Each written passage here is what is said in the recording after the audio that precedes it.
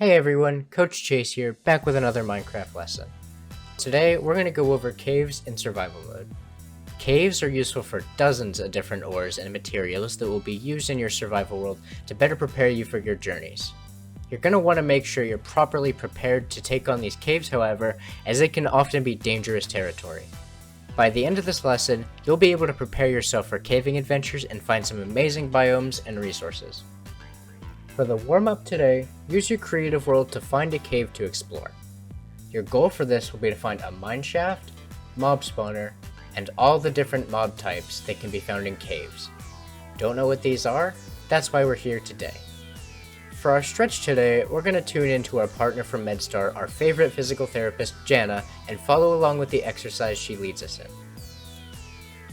Hello everyone, it's Jana Labari here. I am a physical therapist with MedStar Health, and in today's video I will show you how to do a few simple stretches for your hand and wrist muscles, which can get a little bit tight and cramped, especially after several hours of gaming. These exercises can be really helpful to prevent pain and tightness in the wrist and hand muscles and joints, which is caused by prolonged static positions and lots of repetitive motions. This one is the wrist flexor stretch. So you'll hold your arm straight out in front of you with your palm facing up, and then use your other hand to pull your wrist downwards for up to 30 seconds. This stretch you'll feel just along the top of the forearm. So this one is one of my favorite stretches, the wrist extensor stretch. So you'll start with your arms straight in front of you with your palms facing down and your elbows straight. Use your other hand to flex your wrist downwards until you can feel a gentle pulling along the top of the forearm near the elbow. Hold this stretch for up to 30 seconds. This one is the web space stretch.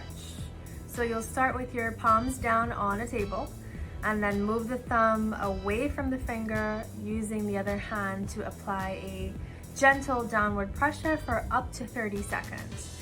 This stretch you should feel in the web space, which is the space between the thumb and the index finger. So that's it for today's video. I encourage you guys to try these stretches out at home and let me know if they've worked for you. Thank you so much for watching, and I'll see you next time. For drill 1, we'll be discussing what you need to prepare in order to have a successful caving adventure. Some of these items are fairly self-explanatory, and others are used for things you may not expect. Before you go into a cave, make sure you bring a sword, shield, water bucket, crafting tables, lots of food, torches, and at least a stack of wooden planks. You may also want to bring multiple pickaxes. Water buckets are useful for stopping fall damage and covering lava pools. You'll need multiple crafting tables so you don't have to constantly break the same one every time you place it. It's a little less organized, but saves time and is more efficient.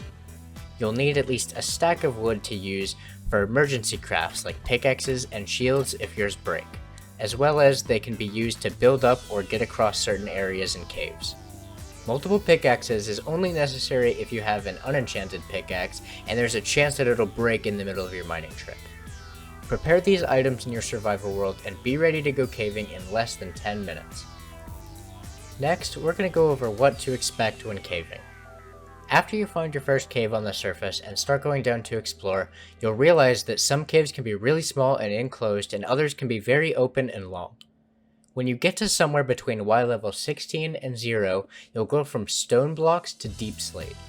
This is usually where lava pools, ores, and mobs are most commonly found. When caving, you can expect to see all types of different terrain.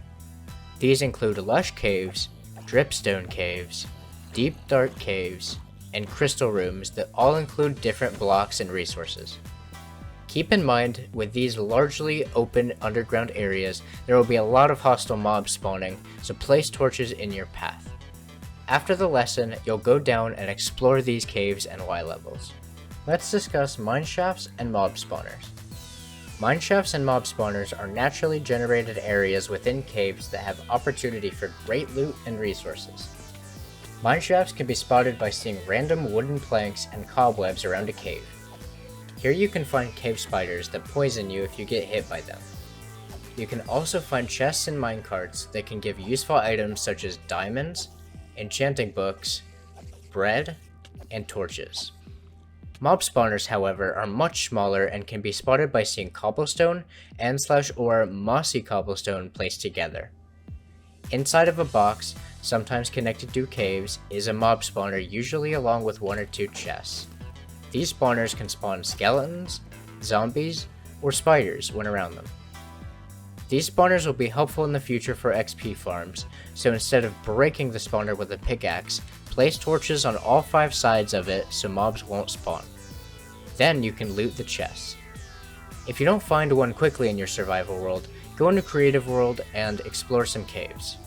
See if you can find a mineshaft or spawner and explore it for 10 minutes.